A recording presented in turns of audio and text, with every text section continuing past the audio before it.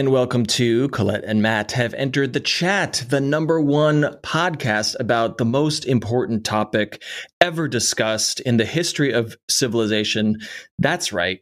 It's video games. Now, I just need to pause because we are getting, I'm quite upset. We're getting hundreds of emails a day yelling at us.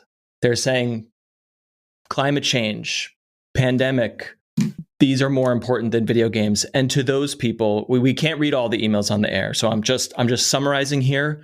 You're wrong. You're super wrong. You're super wrong. Yeah. I am your co-host, Matt Silverman. I'm here, of course, with the one and only Colette Bennett. How are you? Howdy. I'm awesome. How are you? Pretty good. Pretty good. There's something important, though, today, this evening, because Agent Mulder believes we are not alone. Oh, my God. Yes. Can I say I scoured the internet looking for a quote from Mulder himself saying like straight up, we are not alone. And I don't know. I could not find it. It was hard to find. So that shocks me as a person that watched the X-Files for 9 straight years. But you know what? That was an eternity ago. That was really a long time ago. In truth, we are not alone. We are not alone. We have a very special guest with us. Her name is Chelsea Stark. Welcome. Hello. Hello. I also watched the X-Files for far too long. So I feel like, Colette, we are already relating on this note because How long's too long? I don't know. Past season 6. Anytime that's past exactly season 6.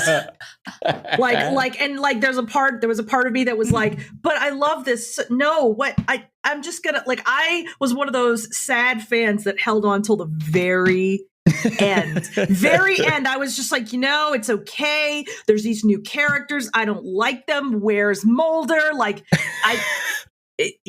Denial. Where is Mulder? Mulder is tired. I watched the second movie. Oh my God, that second movie was rough. I watched the second movie in a discount theater, so that tells you a lot. Oh, yes, you're right. You and I are of the same ilk. I'm excited to be here because I feel like I'm with my people. You're with your people. Before I relinquish control of this crazy train, Chelsea Stark, you are the newly minted executive editor of a little-known indie website about video games known as Polygon.com. Congratulations! That's right. Congratulations on the promotion. You've been there for quite a while. Yeah, I've been at Polygon almost 5 years. It is a very great website to work at. I love the people. I love what we are doing, and thank you for the compliment. It is a good place to be. You and I have chatted occasionally about this. I'm so thrilled as a reader, as a viewer, as a fan. I am so excited about what you guys have built and are building. I think I said to you, I'm there on a daily basis, whether I like it or not, because I'm playing something and I need information. I end up on Polygon through search or whatever. Or, the algorithms are showing me the next brilliant video that the team is doing. Gosh, I'm just such a fan. Aww. Well, no, I appreciate that because honestly, we have this wonderful dedicated audience who are show up every day, who show up on the homepage, who type in polygon.com into their search bar. God bless anyone who does that to any website. Yes. Because holy shit. And I appreciate anyone who is yes, I'm going to literally do this very deliberate action to get to your content because that is so rare in 2021, right? Yeah, it really is. It really is. Tell us how you got there. What's your journey? What's your love affair with games? How did you, where do you come from? Who are you? Okay. I came from a very much I want to be in journalism background, and I also didn't for a long time was I love video games, but I didn't believe that video game journalist was a job that people like me could have, where I was I don't know. I have not a deep encyclopedic knowledge of every video game, right? I will look at Wikipedia. I'm not ashamed. How dare you? How dare I?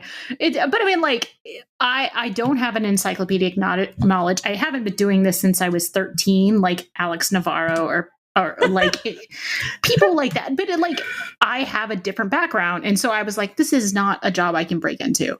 And then I guess, well, Matt, you and I worked together at Mashable. So you know part of the story, and that I basically was very persistent, and you were very kind to me as a boss, and you would let me continuously be persistent and write a lot of stories that allowed me to start doing this job. Did we refresh my memory? Was it like, hey, we should be covering games more? And you were like, and then you were saying we should cover games more, then also raising your hand and say, I would like to cover this. Was it just doing that? And then maybe our team and us collaboratively saying like, right, go for it. Go do it. It was a lot of that. It was a lot of listening to young baby Pete Cashmore saying, digital is the future, blah, blah, blah. And I'm like, well, the digital space is all video games. And like, if you don't recognize that, then here right. I am to show you that it's important. And video games, and this was 2012. So this was Twitch was nascent. Yeah.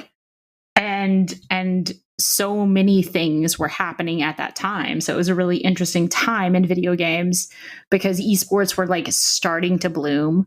In the form that we know them now. So it was very interesting time to start covering it and be a part of that. And that was basically me being like, no, I have these journalism skills and I want to use them to cover the things that I'm passionate about, because I feel like the mainstream media has done such a disservice in covering video games for so long, as we all know.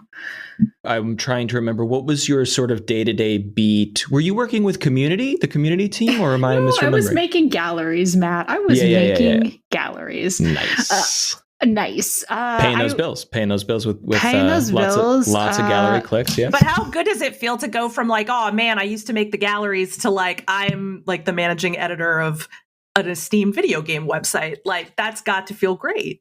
It feels super great because I feel like what I appreciate about my career is that I've had every job I've worked in audience development, community, gallery making, literally everything. And so I feel like I have empathy and perspective on pretty much every part of how the sausage is made. And so I'm I can definitely help then raise and elevate our team and help them do their jobs at the best level and be a supportive manager, which is kind of my goal now.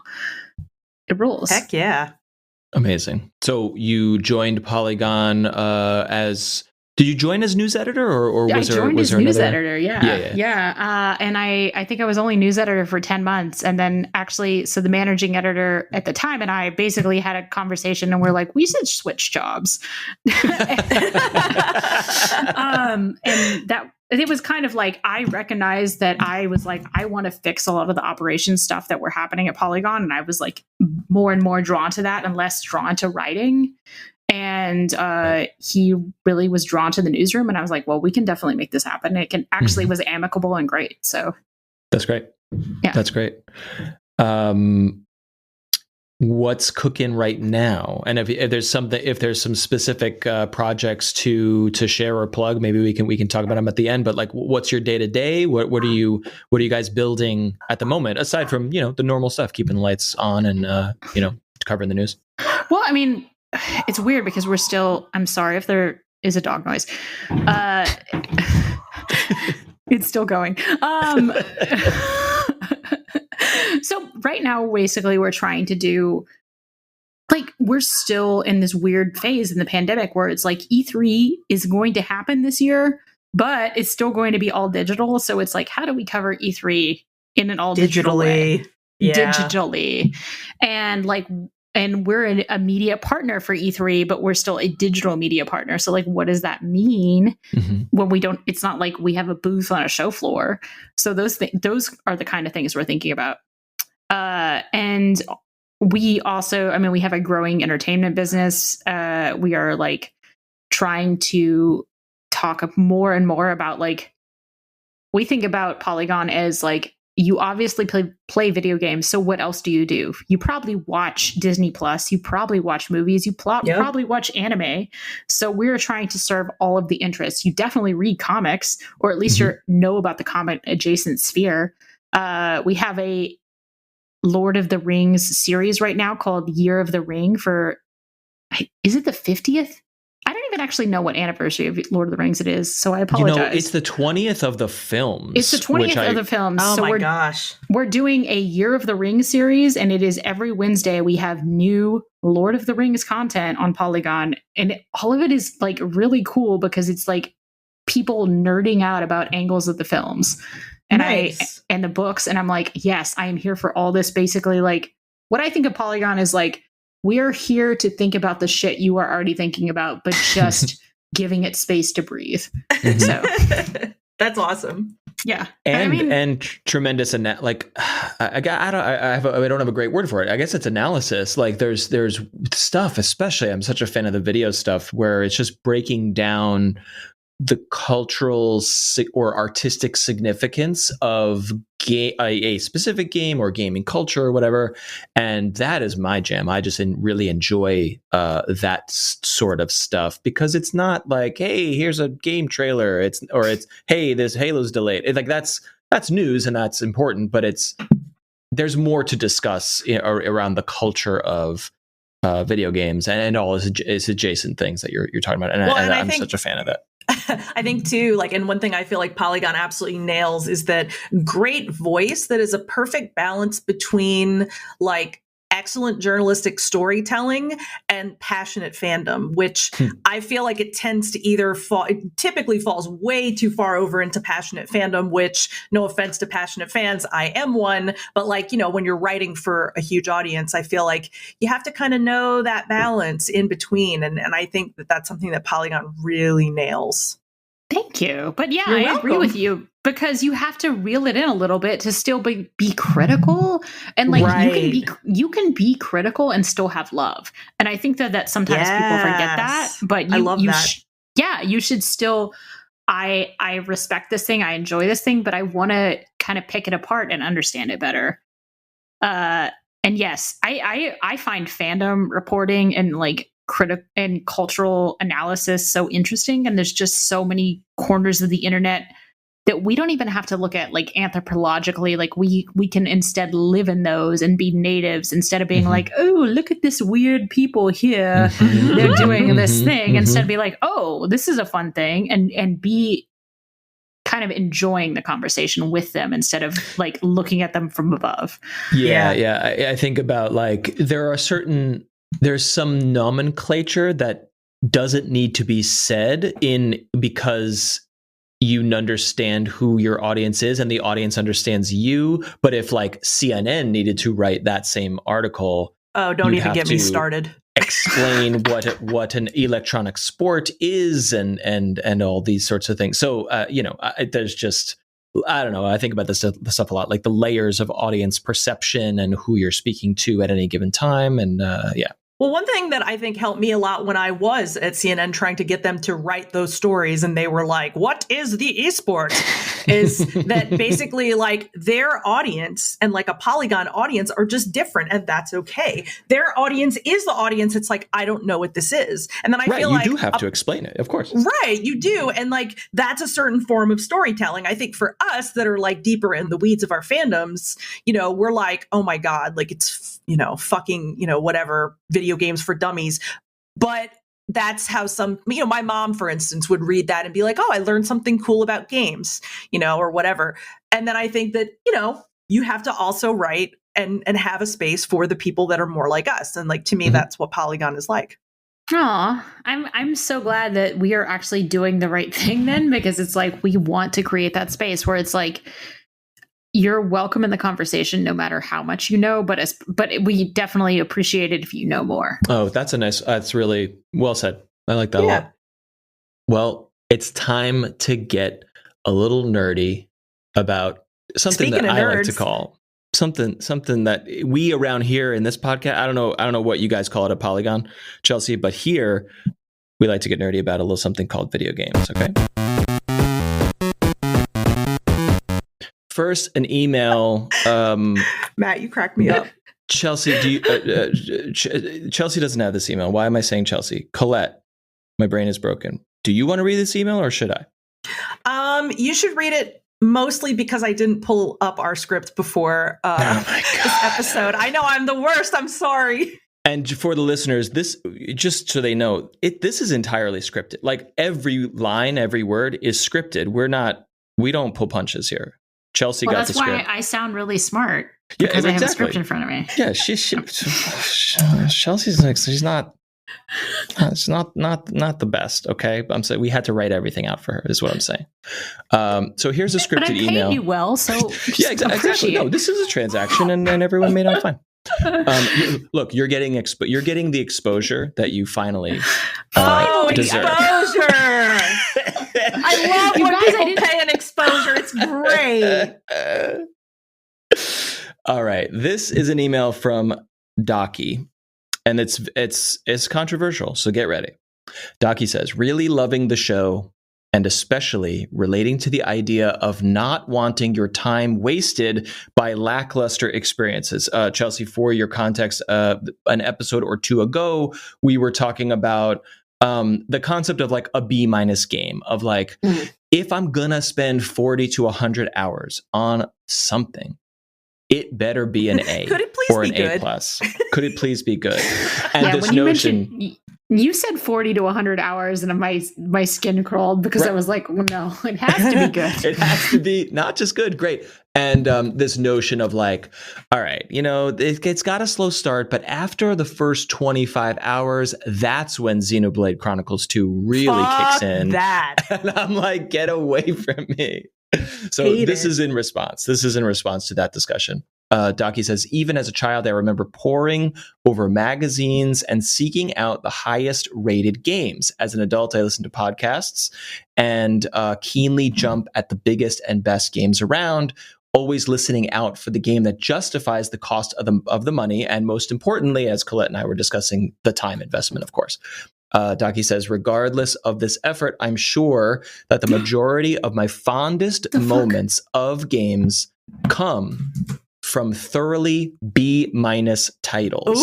Ooh! Okay, this is a controversial statement. And Docky continues, I remember Clockwork Knight for Sega Saturn getting negative reviews in 1996, but I was surprised to find myself playing it to completion, having a great time.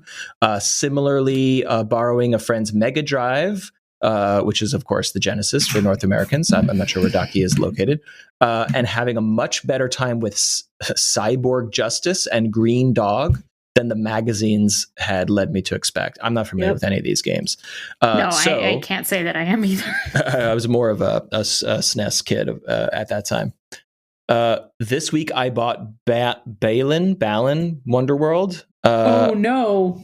Yeah, I'm sorry. I'm very eager to. But to he dive might into not this. be. Right. Well, he says a game which I dismissed entirely. Same. Because the online reaction to the demo was so poor. I didn't even play the demo. I bought it expecting a horrible experience, but I was willing to give it a try.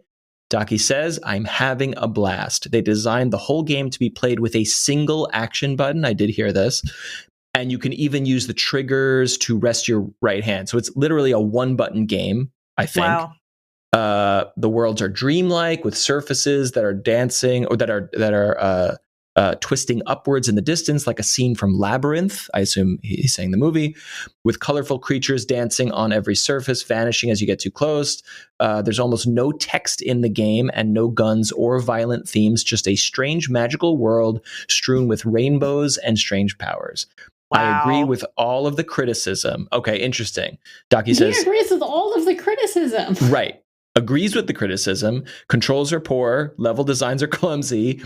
But there's so much about it that feels refreshing and earnest. It reminded me that I need to make room in my heart for less refined games. Wow. I love this email.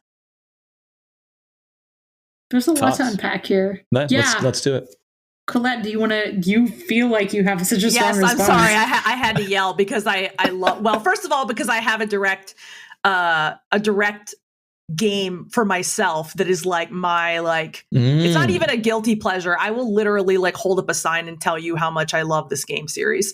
But at any rate, I love the way that Docky put that, because when I really think about some of the most fun that I've had, not not deeply absorbed into like an emotionally resonant universe, fun, different, I think about Earth Defense Force for the 360, which is a terrible, abysmal game. It is the biggest piece of trash. I played that game for 80 hours. I loved it. To this day, I still love it. I cannot explain what it is. I think it's like being in a B movie and you get to control one of the characters. Like it's bad, but it's so bad it's good. So that's mine, you know? And it's like I cannot justify to you like why I enjoy like the boxy weird controls or like the fact that you're just kind of killing some of the same aliens over and over. I can't explain it except that I was just giggling out loud and having a great time. What's the TLDR on this game? Because I am vaguely aware of this title, but I don't have any familiarity with it. What's going on? I can hear Chelsea's sound, so I think she should tell you. No, I actually can't explain. I can't explain Earth Defense Force as well as you. I was just laughing because honestly, so our editor-in-chief is also obsessed with Earth Defense Force, and I'm just like, why do you like this garbage? Listen, I love anime games, so I'm not going to judge anyone. So I'm here with you, Colette. Like you should synopsisize this game for Matt. Okay, yeah. I can. So Earth Defense Force is very much like if you imagined like a 50s giant insect alien attack on Earth. It is literally a game in which you play one of the soldiers trying to defend Earth. So Starship Troopers the game? Yes, kind of, but I need you to think about what 50s panicked being attacked by alien dialogue sounds like. And then I need you to take that in your mind and make it about 500 times worse, like poorly acted. When you say like 1950s sci-fi media, like the corny cheesiness of that. Correct. I see. Like, no, the little green men. Exactly. Yes. Exactly. Like I will never forget that there is an actual line in the game where you are in like one of like 150 levels and you're in like an underground tunnel. And you're like, I don't know how many feet below the earth. And like the guys in your team will just like say random things to you and they're all stupid. But one of the stupidest things I ever heard 100 miles under the earth was one of the other guys going, "Hey, when we're done with this mission, let's go get a bite to eat." And I was like, that is so stupid. It's a joy. To me, it's a joy because the acting is so bad. And it wasn't on purpose. They now make these games on purpose. Is it self-aware? There's a difference between very self-aware and earnest, and so you're saying no. Well, another fun part about the timing of this game is that it was a 360 launch title. So, and it was a budget 360 launch title, not like $20, but I think maybe it was like $29.99 or something. And when I started to get into playing it, a friend introduced it to me with basically the same advertisement I'm giving it to you guys now. Like, you know, it's so much fun. It's garbage, but like, you'll just have the best time. And I'm like, okay, you know, I'll give it a shot. So I try it and I'm like, this is a blast. And he says, if you finish the game on expert, all levels on expert, you unlock the genocide gun, which I've read about in blah, blah magazine or website, which allows you to blow up a city block. I was like, let's go. And let me tell you, I would go over to that friend's house once a week and we would play that game until we unlocked that fucking genocide gun. And it was so worth it. Let me ask you, so my thinking around this stuff tends to fall back on, hey, when we were young, when we were kids, we had nothing better to do and there were less games and less media. So yes, grinding away at a stupid game to get a stupid gun was a lot of fun because it's really all you had. Sure. And Xbox 360 is not like ye olden days of our childhood, but is some of that coloring this, or can you objectively say? I was like 32 years old. Okay, I was not so young. We're saying, we're saying this was just dumb fun and no apologies. Well, and I kind of feel like that's what Daki's getting at the very end of his email there. I can't repeat the words he used, but it was a really beautiful way of expressing that, you know, as much as like one part of me like absolutely adores like the art of games and the poetry of games and loves seeing games like, Journey, like completely like transform the landscape. Another part of me is like, sometimes I just want some trash. Yeah. It's like you need to go to Taco Bell every once in a while and like you enjoy it even though it's not good food. I feel like this is just a phenomenon of that. Amen. Chelsea, hey, it might just be me. So I was looking up the Metacritic rating for Payday 2 because I feel like that is also a game that is mildly trash, and it was also a game that I had a lot of fun playing with friends online. You have to do a lot of crimes in Payday 2. Obviously, that's the point. It's a heist game, but there's also a thing where you have to make drugs without burning a meth lab down, and yep. It's extremely easy to burn the meth lab down. It is just like IRL. Just like IRL. If you combine the wrong ingredients, a fire will start. And like, I'm just thinking about like that game is a game that is often inelegant and like things are often broken. But I had so much fun playing, especially with my friends, because it was just like, this game is weird and silly, and it's not about the game that I'm playing so much as like, this game is ridiculous and I'm just laughing my butt off. That's pretty much the Earth Defense Force effect for me too. Like I just laugh nonstop when I'm playing that game, the original. Yeah, absolutely. Though I had a coworker who did review. I actually don't even know if his review made it onto Polygon because he played it after the demo and was like, no, this game is actually bad and I'm really upset. So I'm not trying to dismiss the email writer's opinion because I actually think it's so subjective that you should only take these reviews with a grain of salt, find reviewers whose opinions you agree with, but also still realize that you're allowed to have fun, enjoy things that other people consider bad. Right. Like that's okay.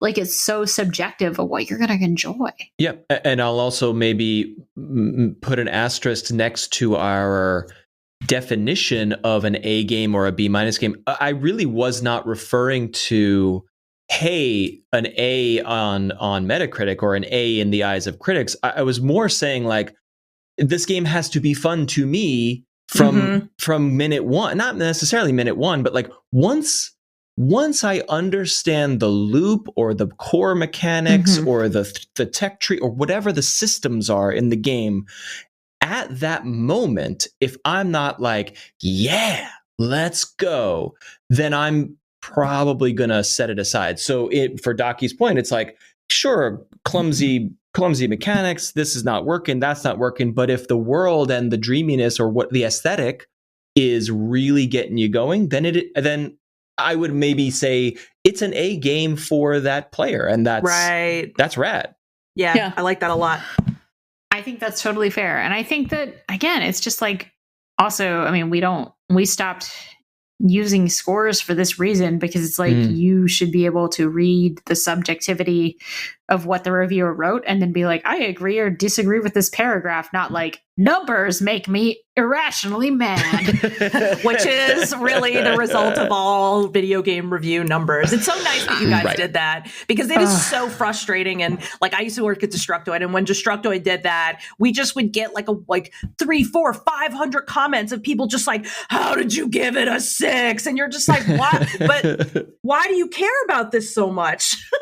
Yeah, I mean, because their whole emotional core is tied up in that number, apparently. And I'm like, it's okay. There are so many other things. Please just buy and game it for yourself. That's fine. It's yeah, exactly. It's tied. Tell me if you agree with this idea. It's tied up. Their identity is tied up in the game. And then if you're saying this game is a 6, then you're like, how could you say my favorite thing is not amazing? I would venture to go even further and say, how can you say that I or a part of me is not amazing? Because I think that that's how deeply people take it. And I felt that way in high school when you told me that you didn't like a band I liked. I was like, how can you not understand this part of my soul? But I was 15.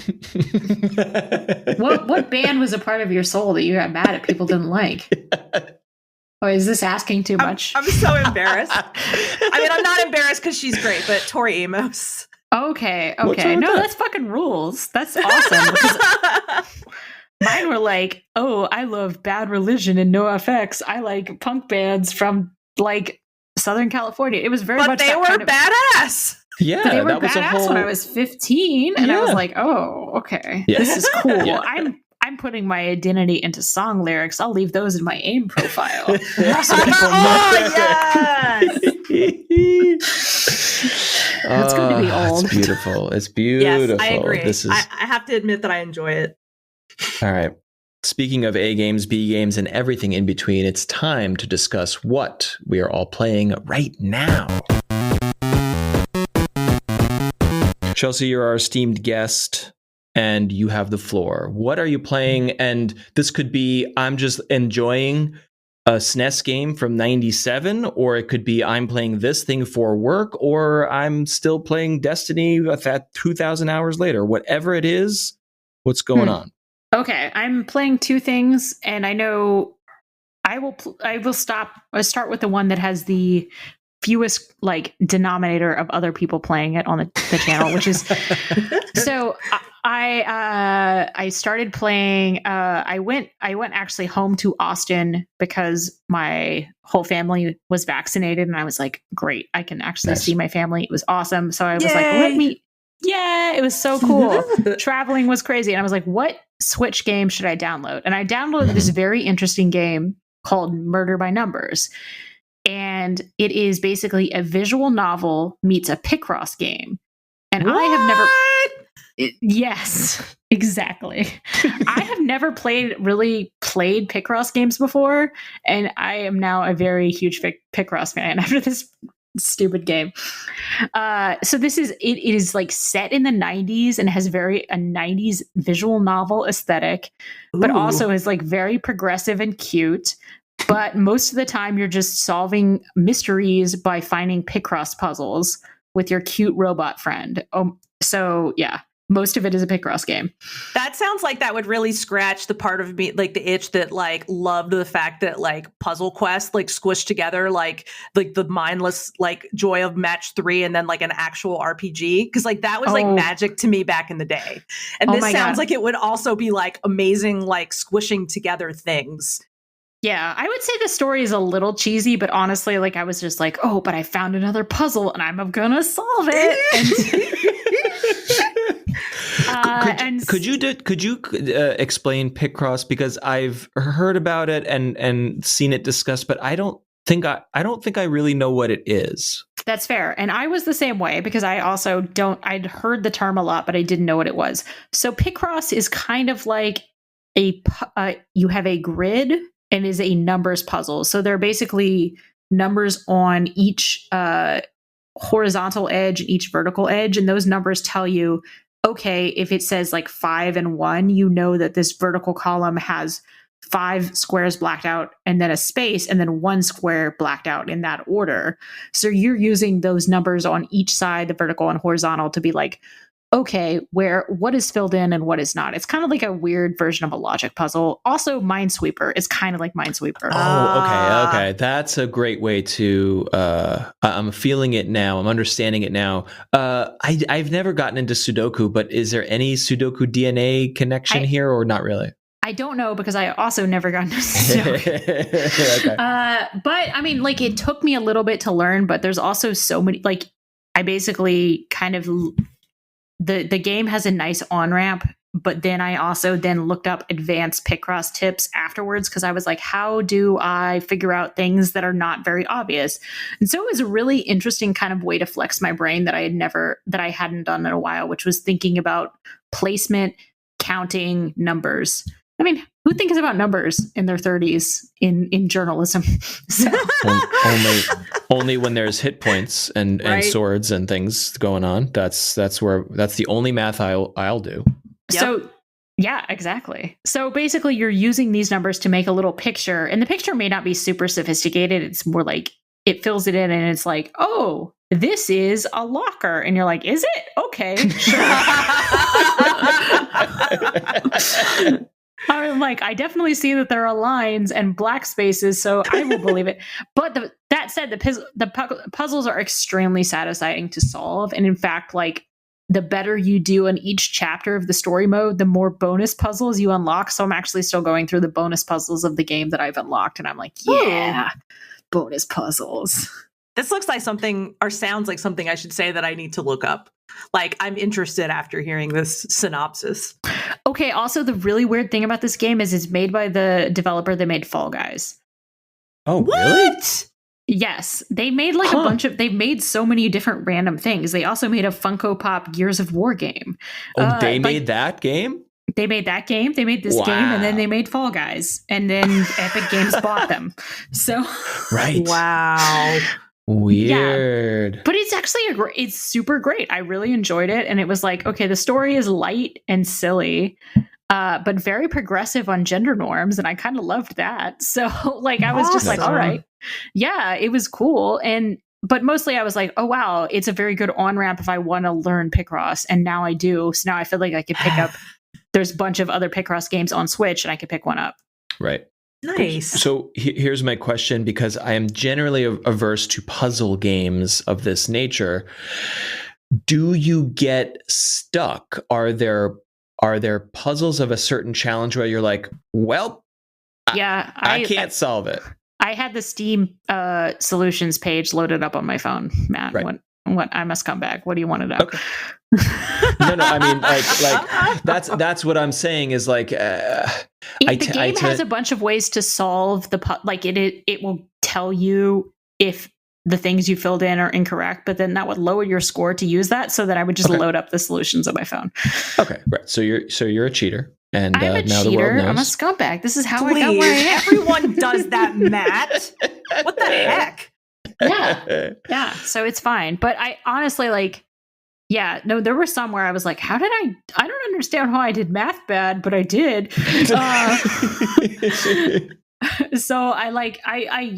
looked at the phone solutions on some of them because I was tired of like looking at the error screen and being like, oh, that's too many errors.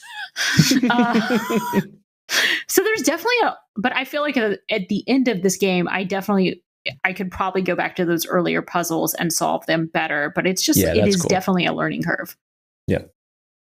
Well, let me also ask, as someone ignorant of Picross entirely, is there one solution? Is it like a locker combination of like, if I don't solve it this one way, I will never solve it, and then I got to look up the answer? Or is it more, hey, I could do this, I could move this here, maybe it's this, maybe it's that?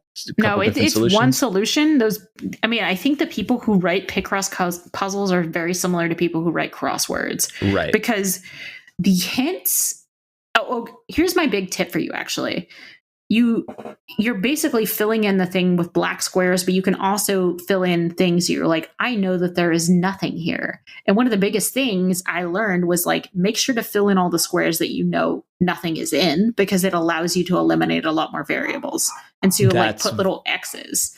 That's Minesweeper. That's the key strategy to Minesweeper. When you figure out how Minesweeper actually works, you're like, oh shit, I shouldn't be clicking randomly. And what I should be doing is using math to flag. Right. There is nothing here. This is safe and this is not safe for sure, because math tells me for sure that this is right.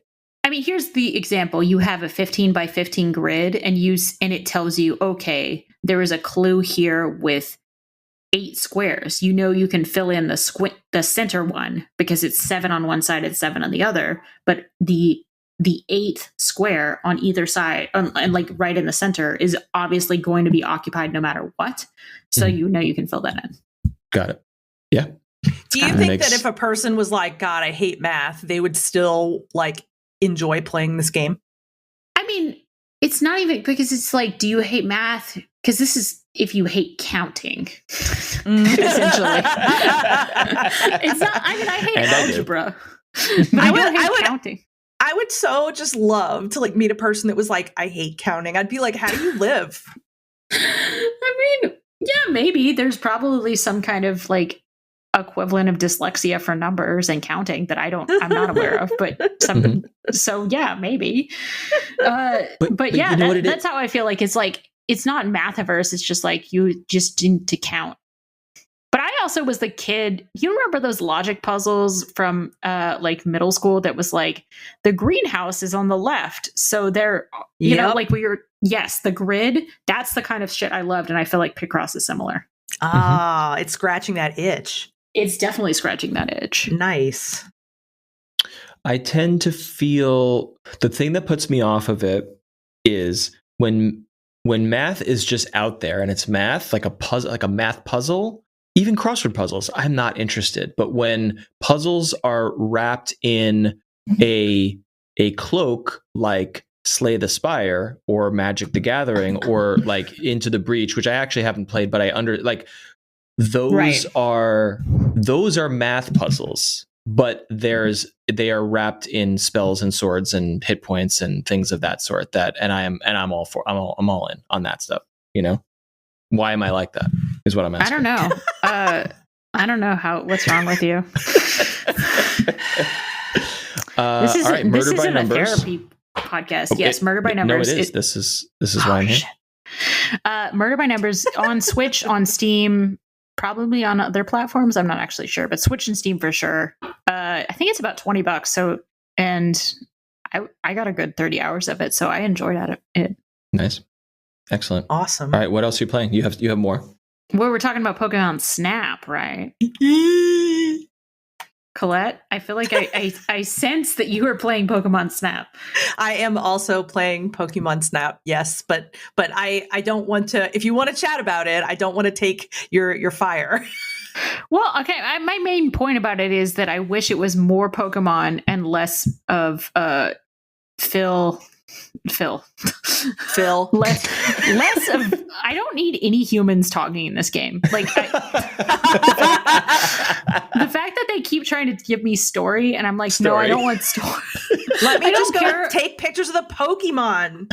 It's like this rare discovery of this new type of Pokemon. I'm like, okay, but when am I going to get to the next course? And then they keep introducing new characters, and I'm like, don't care about them. Where are the Pokemon? Okay, to be fair, I relate to that. Well, I was saying, did you know that the character from the first game is named Todd Snap? No. So the character from the first Pokemon Snap is named Todd Snap. And I only know this because Nintendo sent us a specific embargo for the review that said, do not mention Todd Snap in your preview or review coverage. And I'm like, I didn't know his name was Todd Snap. And now you've told me some information I didn't have access to, Nintendo. I never would have said that, but now I definitely nobody would have mentioned that at all until you said Todd Snap. Yeah, I'm pretty sure everyone forgot that one.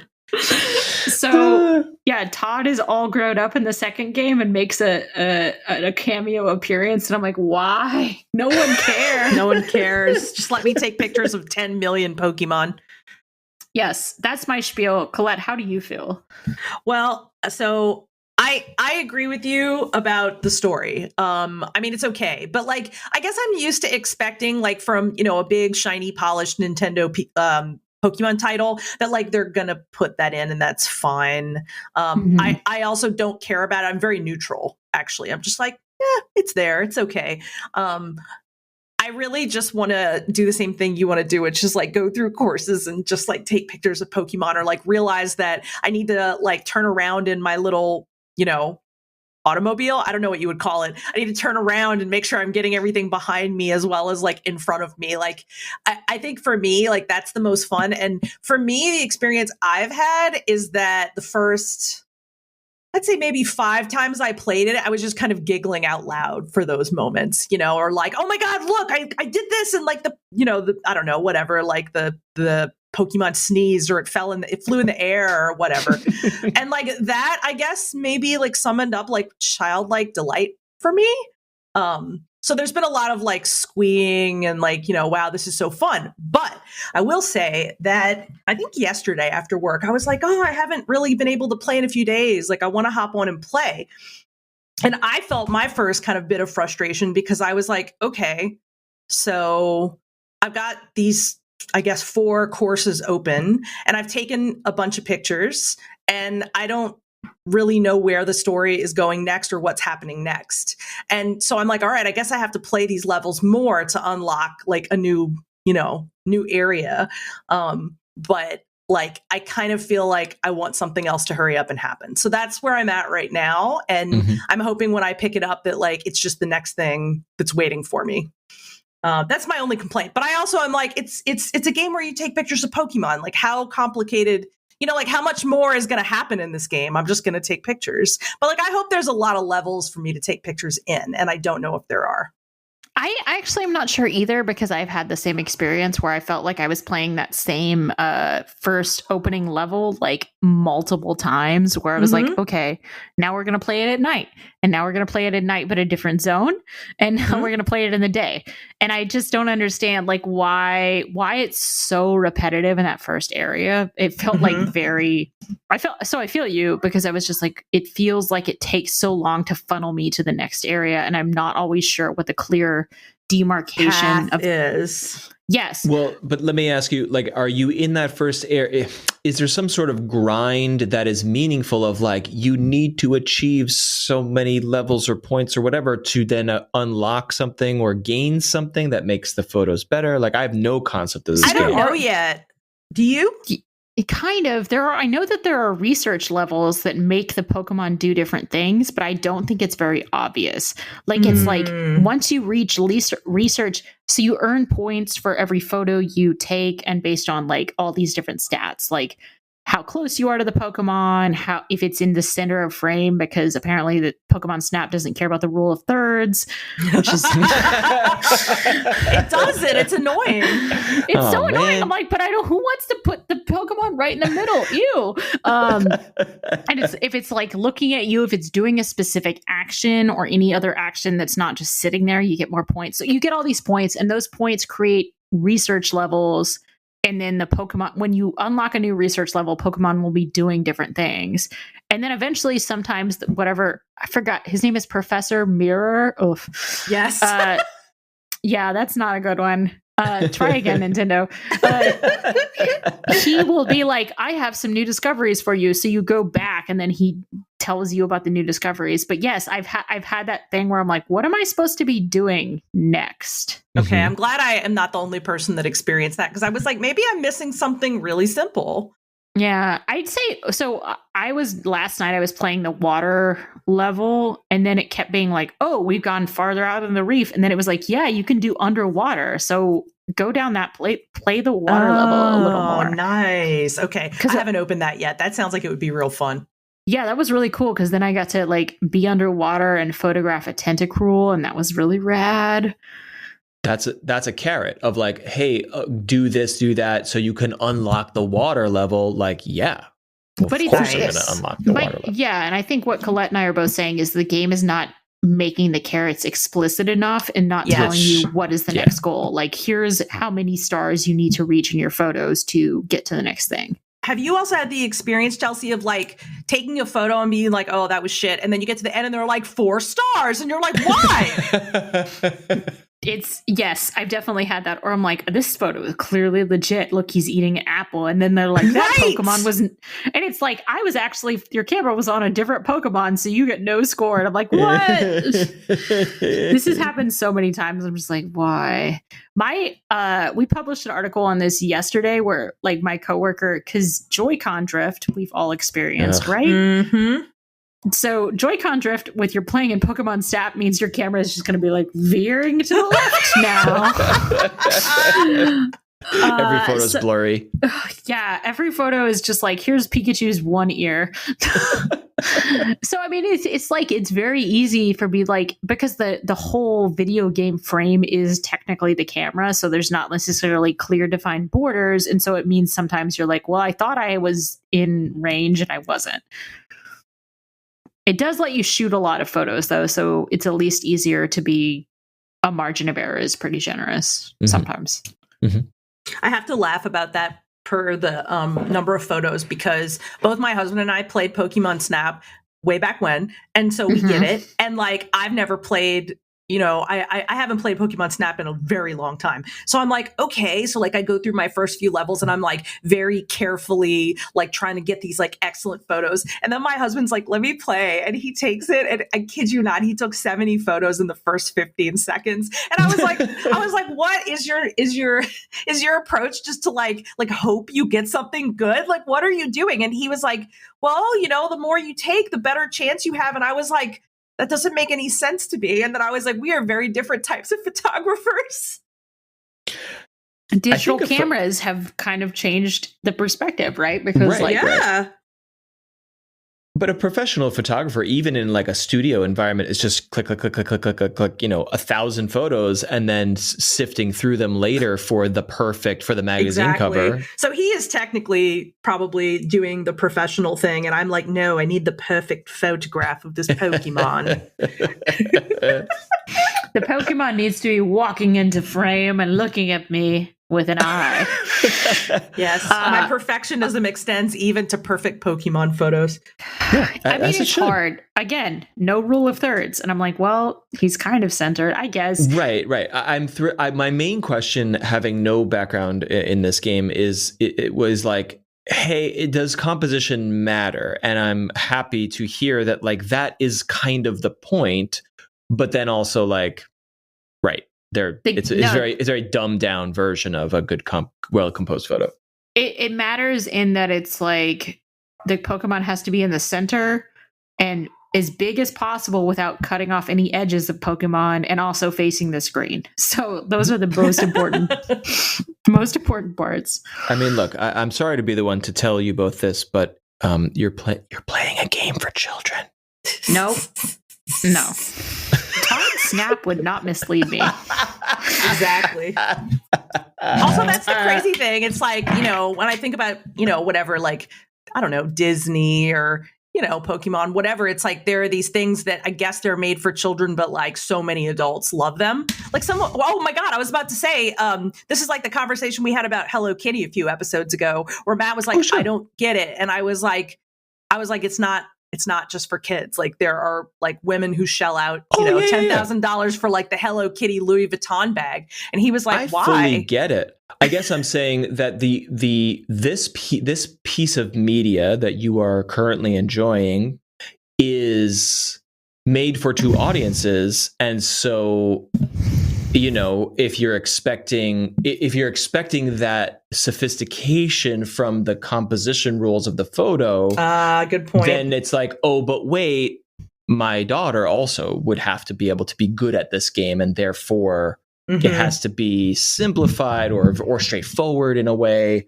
I know. I'm saying like I agree with you in that like I'm fine with the rules as they are. I just like to joke about them because it's silly. Yeah.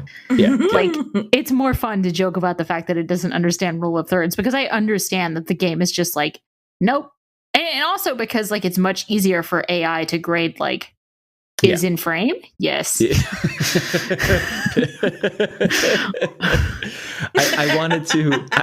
I love what I'm very interested in what you're saying about the like. Why doesn't it tell me what to do next? And I feel like, isn't it? We've all been.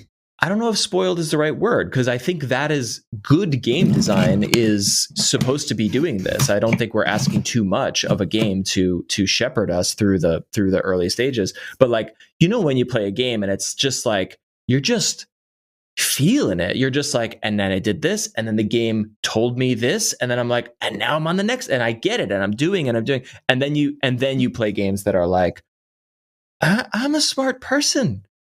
Why don't I know? What am I what? Yeah, what am I What's missing? happening? What am I missing? And again, also Matt, because this game is designed for children, a child would also be like, well, why do I have to play this game at this level again? Right. Yeah. Well, my kids would be like, Daddy, what the hell? Yeah, they wouldn't. That's say, right. Your kids would say, Daddy, what the fuck? We're raising them right. Yeah. So it's just especially when like a AAA game comes along from a major publisher, and it's like, what? That I find that to be so off-putting sometimes. It's very interesting. Oh, sorry. Go ahead, Chelsea. No, I was just saying that, especially because the mainline Pokemon games are so very much like, and go to X place and then go to Y place. It's just like they're so handholdy that I'm like kind of, yeah, it is a little shocking. Sure. All right. Have we? So, but you're both enjoying it. Like it's a good, fun game. You're getting what you want from it. I will go back. Sounds like. Yeah, and now that I know that there's like a water level, I'll definitely go back and try to find my way to the water level. But what I was going to say before was that I am like, pleased is not really the right word. Maybe it's just nice to at least hear that, like I'm not the only one that's like, I don't understand why I'm not like, I haven't furthered something by now. And I think like we were saying earlier, they want you specifically to repeat. Like they're making you repeat on purpose, and we're like, but I don't want to. I want to go do other stuff now. Yeah, right. So. Yeah. My coworker that reviewed the game gave me very good advice, and I think that's what helped me. He was like, "Okay, this game is fun, but just be prepared that you should play it in 30-minute chunks for the first few playthroughs." Okay. And honestly, that was like so smart because he's like, it's gonna make you repeat a lot of stuff at the start, and that. I thanked him like a few days later. I'm like, oh my God, that was the right table setter. That was exactly what I needed. Thank you. Yeah. Because love it. It was like really good advice of like, yes, this game is fun. But yeah. Also there are boss battles. I only know this because I've like the content on our website, but there are boss battles later on. So there are certain things you have to do. So it is definitely different from Pokemon Snap, the original. Yeah. Well, I'm definitely going to take this advice with me because I think I was playing for more than 30 minutes. And I think I was hitting that, like, this is so delightful, but like, why can't I do more of it and see more new things? So this gives me hope to pick it up again. Yeah, absolutely. Well, good. I can't wait to see your Pokemon photos on. Hooray. Briefly, speaking of that whole idea, Colette, did you go back to Cozy Grove, a game that is built to be played in very small chunks? And last we spoke, you were like, I get it, but I don't know if I'm coming back to it. Where did you land? I tried to go back once and I was like, just don't like it. Like, want to like it so bad, but don't. Yeah. So that was it. And there you go. Yeah, I hate that because like I continue to look at it from the outside and go, oh my gosh, like that's so many things that I want in a game. And I don't know exactly what it is because, it has great reviews. Like, I don't think that this is like a common experience, but for whatever reason, it just didn't. It wasn't, what do we call it, Matt? The alchemy? It wasn't the right alchemy. Yeah. Well, and it's funny. It's almost the opposite of what Daki was saying in the email. Like, this is a great, the reviews are in and they're all like, this is a great game. And then you're not feeling it. We talked about, like, Hades is game of the year across the board for so many publishers and sites. And I objectively love and appreciate everything it's doing. Bounce right off. Couldn't get into it. We talked about this. And so, right. What's missing for and then there was me 200 hours later. Exactly. Yeah. I was like, how many runs have I made in Hades? Love Hades. My God. I feel like I love to be instrumental in making sure that the best games are game of the year on Polygon, Yeah. So was Hades your personal pick? Was Hades Polygon's final? Far and away. So we have a ballot for everyone, and Hades was far and away our number one. I actually hadn't played it until after our game of the year stuff was done, and I was like, I'm finally going to play this game, and I loved it. Yep. But yes, like our whole staff was just obsessed with Hades, so it was. Yeah. There's just something wrong with you, Matt. It's really what I'm saying. No, it is absolutely. We've talked about it. Colette and I have talked about it extensively. I love Greek mythology. Mm-hmm. I love Supergiant. I love roguelites and rogues and roguelites, rogue things. Love them all. No, I was not feeling the combat wasn't feeling right. I could not put my finger on why I'm sorry. It was the fact that I didn't want to fight the boss. I didn't want to fight Meg again. I don't know. It was too twitchy, and then I had to go back and back and back to do more twitchy stuff. And that was not for me. So incredibly interesting to me because, like, for me, the appeal of going back to Meg again was like an obsessive thing that I loved because I wanted to beat her over and over in new and better ways. Right. And with the better weapons and better weapon modifications, when you unlock those, it's like, yeah, I don't know. And I also, like, I'll fairly admit that I used God mode in that game to use the I did too. Yeah. Hell yeah. That is, like, honestly the best balance for players that I've ever seen. Supergiant's brilliant. But it took me so long to get so far. And then once it started to click, it really clicked. And then I was like, oh, I can destroy Hades. Yes. Ooh, right.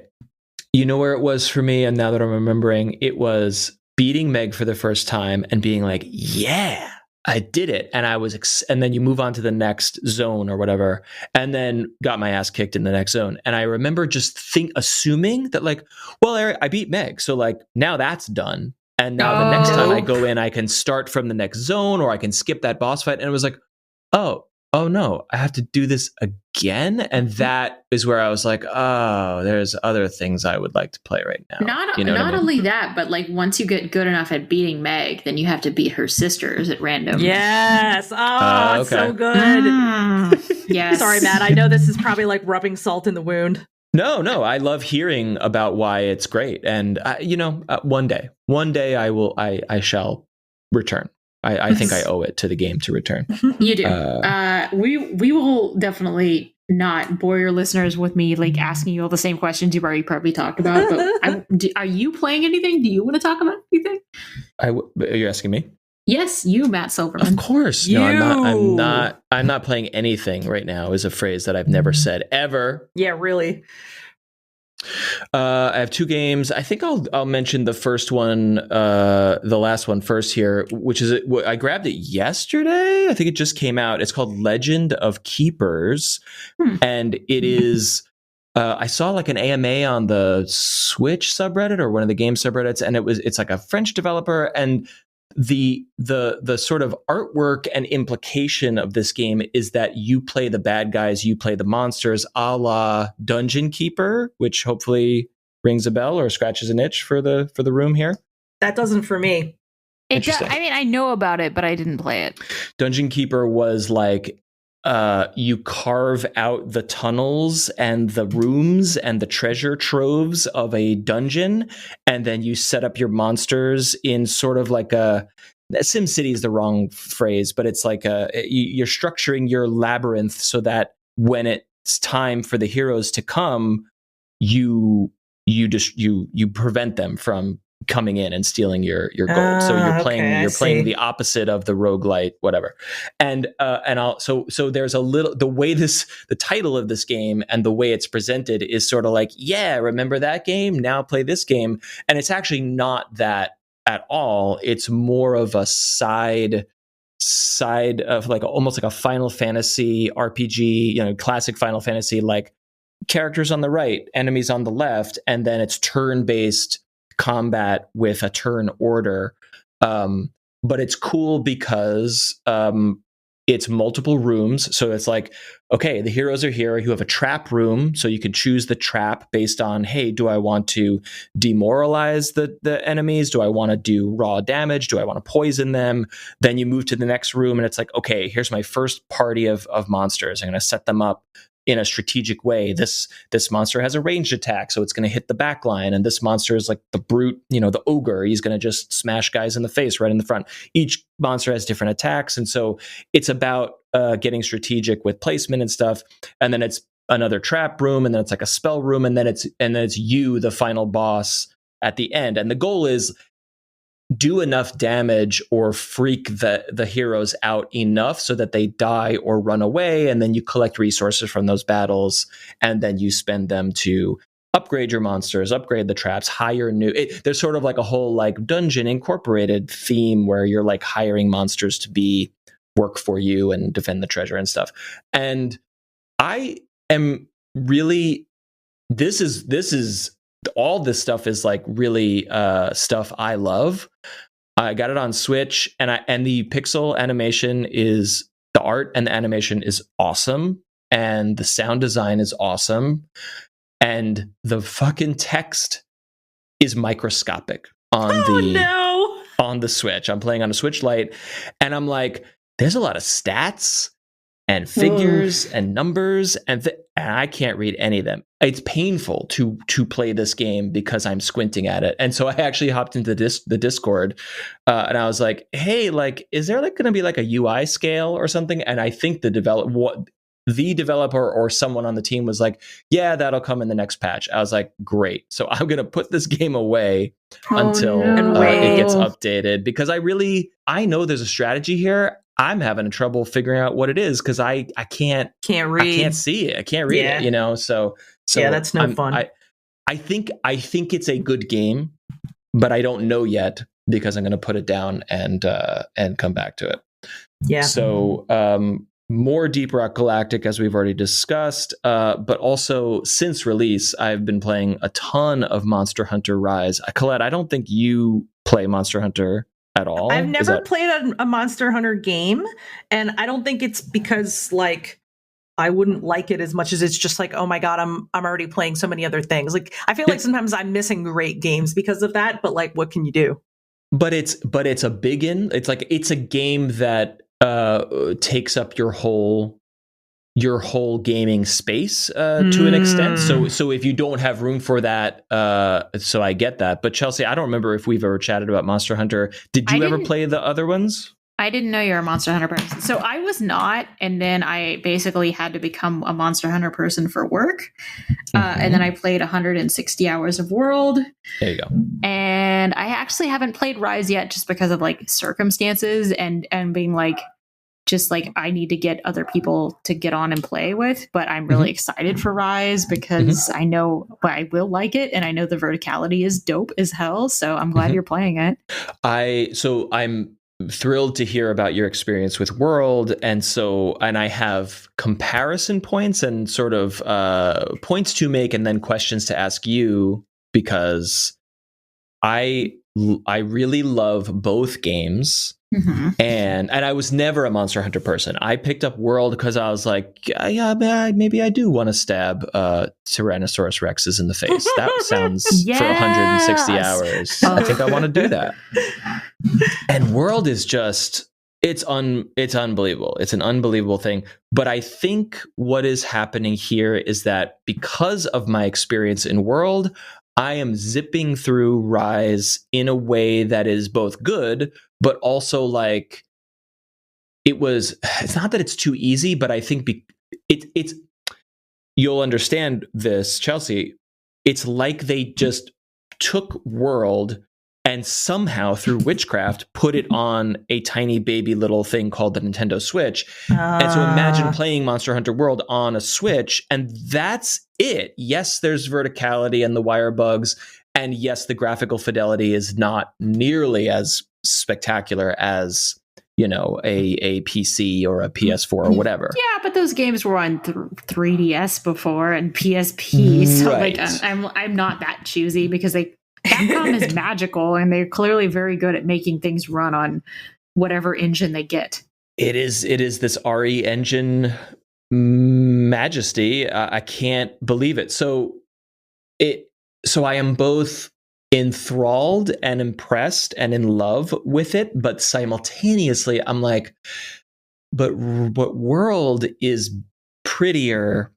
And World runs at 60 frames, and this is really runs at 30. And like, I'm a bit of a snob about that. So like, it is a miracle that this game exists, but I'm also like, I could just be playing Monster Hunter World again. And so but that's not to discredit. Like, I still do love it. What I have other notes here. Oh, so my other thought here is that, I'm zipping through it because of my experience with World. And maybe you can attest to this, Chelsea, like the systems and the menus and the resources are damn near impenetrable. but I knew what I was doing minute one because it's literally a carbon. The UI is literally copy paste from World. Guess what? You're a Monster Hunter person now, is what you are. You thought you were not a dork, and it turns out you are. Yes, yes. He's a huge dork. But I think that's it. Is like, so World I found really impenetrable until I got into it, and like honestly. So my experience with World is hilarious because this is the most privileged asshole story, and I'm prefacing that I understand that it is a privileged asshole story. I went to Japan to do the Monster Hunter preview for World. Nice. And so, yes, awesome. But like, I had played a 2-hour demo, and I was like, hey, I really like this demo, and I love action games, I guess. So like, could I be a Monster Hunter person? And also nobody else was available. And I was like, well, I will pay for the rest of my stay if I can stay for a week in Japan, like, but like, it was just like kind of an experience to be like, I'm going to do this thing. And it was like having a Capcom person help me learn how to play Monster Hunter, essentially. Oh, okay. Right. Nice. Wow. That's so awesome. I also fucked up on my own plenty before a Capcom representative was like, but have you seen that these berries are here, and here's how to shoot them, and here's how to, like, so basically is what I'm saying is that like I had a like Capcom USA representative helping me. And I think that's what helped me get into Monster Hunter, and also having a lot of friends that were into it too, and being like, nope, here's some, like, because the on-ramp for that game, and even the players themselves, like Monster Hunter has such a nice welcoming community because everyone's like, no, this game is hard as shit and the UI is impenetrable. So let's like help each other. Which is, there's two layers to it. One is that the motion of combat is different from most other action games. It's so, and this is said all the time about the series, it's so deliberate and slow. And so if you're used to playing much more snappy, shooty games, I think most people are like, ugh, what the hell? So there's a big action, or there's a big third person action hurdle right off the bat, and that's fine. I didn't really. I felt okay overcoming that, but it's the systems about the loot and the loop of the game, which are like, hey, you're starting out with low rank quests, and you don't realize that there's different categories of quests, and that certain, depending on which difficulty level you're on, that's the kind of resources that you're going to get back from the monsters, and you can't craft high rank armor until you finish the low rank quests. And actually, you should be upgrading your armor periodically to keep pace with the monsters. And so in World, you get your ass kicked. If you're not a Monster Hunter player, you get your ass kicked because you're like, well, I just fought Monster A, and now I'm on a 5-star quest, and I can't even get a swing in because I'm just getting one-shotted. Why is that happening? Let me check the wiki and read 500 pages of text before I understand how armor works. And in Rise, because I was a World person, I'm like, yep, upgrade. So the first 40-ish hours of Rise, I'm like, is this supposed to be hard? Not because I'm good at the game, but because I knew the systems and just kept pace with the difficulty. Now that I'm finally at rank 7 in the hub, the quests are split into separate trajectories, which is very confusing because a 5-star quest on the village is not the same as a 5-star quest in the hub. Why don't they explain that? It's not clear. But now that I'm at the higher multiplayer quests, now I'm starting to feel the hurt from the higher rank monsters. And only now, after maybe 40-ish hours, I'm like, yeah, I gotta think about stuff. Yeah. The way that you guys are describing it, it kind of sounds like what's the barrier to entry like for someone that's never played, in your opinions? I think it's a lot because you have to learn about how the weapons move and also how you should be preparing for each battle. So I'd say that there is some barrier to entry and that you should read some guides on like, what should I bring with me? And then also spend some time familiarizing yourself with the controls, because there's lots of things like your weapon will get dull while you're fighting, so you have to sharpen it, or you need like you have to pick up herbs so you can make potions so you can heal yourself. Like there's lots of gathering, there's lots of other elements that happen. So along with the action elements, you need to just basically practice and like think about like, okay, what are all the other things I have to do? So it's just like kind of a game that has like multiple layers of busy work. Okay. But get ready also for the Persona 5 Strikers problem. I hope I'm remembering which game we were talking about specifically, but you were like, oh God, this button and that button and this combo and this situation. I did adjust, but it's a lot. Right. I tried to play that game because I love Persona, and I also found the same problem, Colette. So now imagine that problem, but multiplied by 10 weapons, 12 different weapons. I mean, there's 14 weapons, but 14? Honestly, you should pick one or two and be like, well, because I play hammer, I play insect glaive. That's like, I just pick one. And it's also, you can think about like, there's lots of great, there's one guy, oh my gosh, I wish I could remember his name, but he's Scottish. He makes wonderful tutorial videos, and they help you understand like, what is your style of playing video games? Here's the weapon for you. Oh, that's great. Yeah. Yep. I feel like a wimp because I tend to err toward ranged weapons, which in a slow combat game like Monster Hunter gives you they are weaker.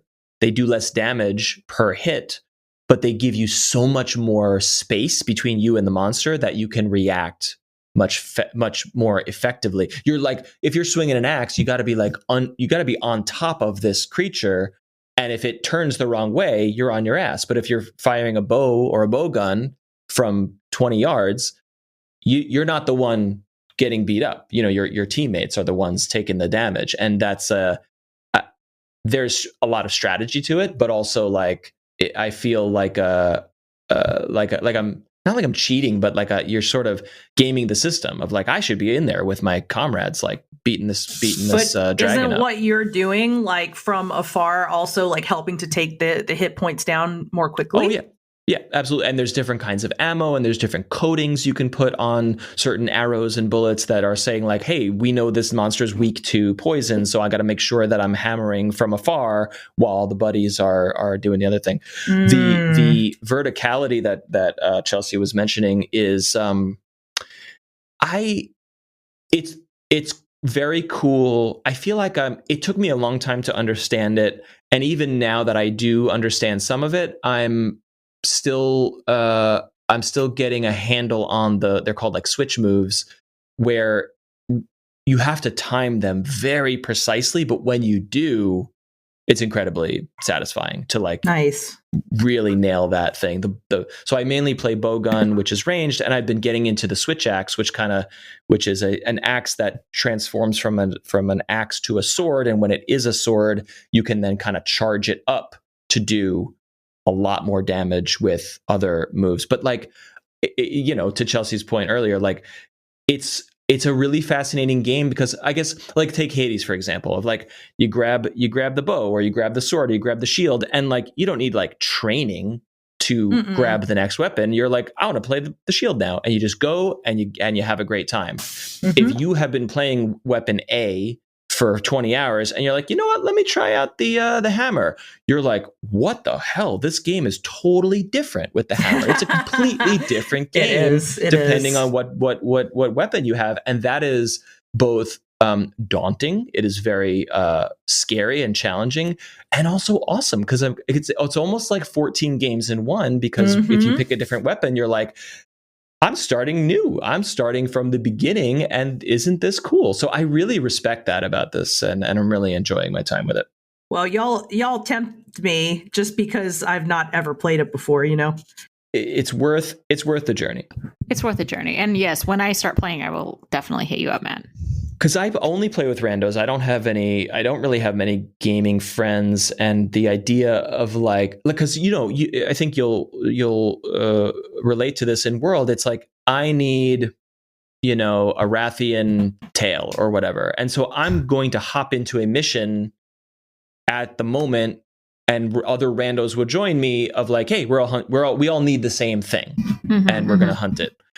But then, you read about and you hear about people are like, I play with my friends all the time, and we're in a squad together all the time. And I'm like, well, what if you have different goals, how do you shake that out? And so that would be fun to kind of get, squad up and say like, hey, let's do this, let's do that. That sounds different. It's a different mode of play, I think. No, that sounds super cool. I mean, yeah, there's also, you're building different sets of armor and like trying for different objectives. And yeah, there's lots of stuff you can do together. Well, that is it for what we've been playing, unless there's any final entries here. This was not for me. We're playing a lot of video games. Yeah, I was going to say, this is a lot of games. As God intended. All right, it's time for plugs, everyone. Chelsea, we know about Polygon.com. What else? What should we be looking for? Actually, I want to plug Polygon's brand new podcast that we just launched called Galaxy. Oh, sweet. Yeah, it rules. This is a podcast. Let's plug a podcast. It's called Galaxy Brains, and it is an entertainment podcast, but basically kind of letting people, let's go deeper on kind of a subject. So we have only 5 episodes out. It just launched. It's with Dave Schiller and Jonah Ray Rodriguez. Jonah is one of the hosts for the new Mystery Science Theater 3000. Are you kidding? Ooh, that's amazing. So cool. Yeah. Dave is also on a bunch of incredible podcasts. They're both super nice guys. They're very funny. And so what it is like, all right, let's take an entertainment thing you're watching right now. Let's go deeper on a topic. Like some of the things we're going deep, like more investigative, more galaxy braining on is like, one of the recent episodes was about the new Mortal Kombat movie, and kind of this, and the Galaxy Brains topic is like, is Mortal Kombat a wrestling thing because of all of the moves that are happening? Yeah. So, and is it like kind of a wrestling franchise? They actually interview a wrestler. Excalibur is his name. I don't know wrestling, so I just know that he's cool. But also we have a Star Wars episode that just came out today, Thursday, with Patton Oswalt. So yeah, nice. So cool. Yeah, nice. It's super cool. It's like, I've listened to all the episodes. It's very funny and like really, they're such good hosts. And it's also kind of a nice, short, snappy 45 minutes, which I love in a podcast. So Me too. Yeah. So check out Polygon's Galaxy Brains. I love it. I'm like really proud of all the work that they've done on this show, and it's really fun. That's amazing. Do you, is it just to like podcast nerd out a little bit here? Is it, hey, let's sit down and chat and that's the show? Or is there like segments or production or narrative? Like what's the format? Well, there are segments, and they call it they do like critical brain, and they talk about the entertainment topic critically, and then they go a little deeper, and then they're like, we're gonna go galaxy brain, and then just go into the deeper. Love it. Yeah, it's really fun. There's even cute editing effects, and it's just like very silly and fun. Good. Nice. They've done like they did a really great episode on like sequels and things like that, or retaking of our franchise, and they did it about the Mighty Ducks series on Disney Plus, which I have not watched. I didn't even know about. But then they talked to the guy who rewrote the Aladdin remake and then the Charlie's Angels sequel and all these other sequels, and talking about the concept of taking something that is already established and how you make it new and fun. And that was such an interesting conversation that I'm like, oh, wow, this is like cool shit to think about if you're an entertainment nerd at all. Love it. Instant subscribe. I love this. I mean, I've been following, Jonas has hosted the reboot of Mystery Science Theater, and they just launched the next Kickstarter to bring it back again, and he'll be hosting again. So I'm a big fan. I'm a big fan of that whole project and his work. So that's really rad. That's awesome. I'm so glad to hear that. All right, Colette, what are you streaming? if anything? I actually have one thing that I'm super excited about for Saturday. I'm doing my first collab stream, and I'm doing it with a friend of mine, a Twitcher who goes by the name of Orchestra Music. He is a very talented Filipino pianist. He also plays the accordion, or as he lovingly calls it, the squeeze box.